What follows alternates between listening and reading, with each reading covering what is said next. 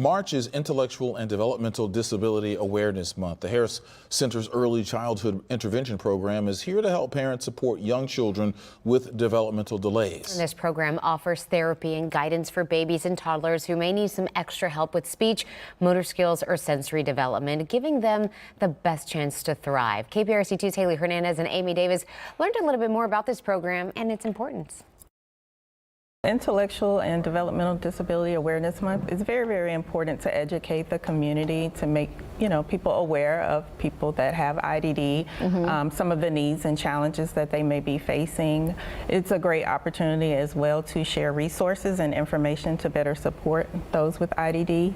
And then ultimately, I think it's just most important because we are looking to reduce stigma and promote inclusion and make sure that those individuals can thrive within their community. Yeah, sure. I think one thing that a lot of people is going to come to mind for people is autism. What are some of the other delays that you recognize, and what would be like some signs that parents should recognize early on? So not every baby develops at the exact same rate, obviously. I think it's important that parents are aware that there are some developmental milestones that they should be looking for with their babies. For instance, a baby that's 6 to 9 months, you want to see them sitting up primarily without support. If the baby's about 12 to 15 months, they should be pulling up and maybe walking while holding some things and maybe doing simple gestures like waving bye-bye. Parents can rely on a developmental checklist that's available through the Texas Health and Human Services website. That's a great resource for parents to use to look for those delays.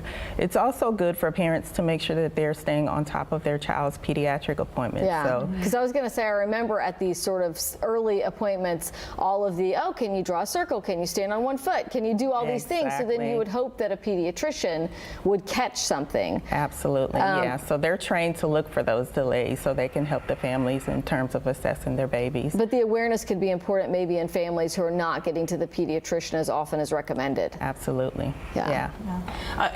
Angelica, tell us a little bit about your story. Like, how did you start using these services? I was actually referred by my pediatrician. My concern was that my son at the time was not eating solid foods, right? And so I knew enough to know he's 17, 18 months old. He should be eating solid foods, and we've been working on it, and he wouldn't swallow. So my pediatrician, I noted my concern. He said, I think you should talk to ECI, and he made a referral to ECI. Had you already heard about the program? I had not, no. Okay. Yeah, I had not. Yeah, and then so what kinds of resources, I guess, were they able to, did they help you? Did it lead to a diagnosis or sort of? So it didn't initially lead to a diagnosis. They don't diagnose, ECI does not diagnose, but what was interesting was that they saw red flags for autism that I did not see. So I was simply concerned about the feeding at the time, but because they are trained in early childhood development, they were able to see some red flags for autism, and that started us down that path for a diagnosis. You can watch the entire conversation right now on click2houston.com and get more in-depth content just like this every weekday morning from 7 to 10 on KPRC 2 Plus now. All you have to do is download the free Click2 Houston app.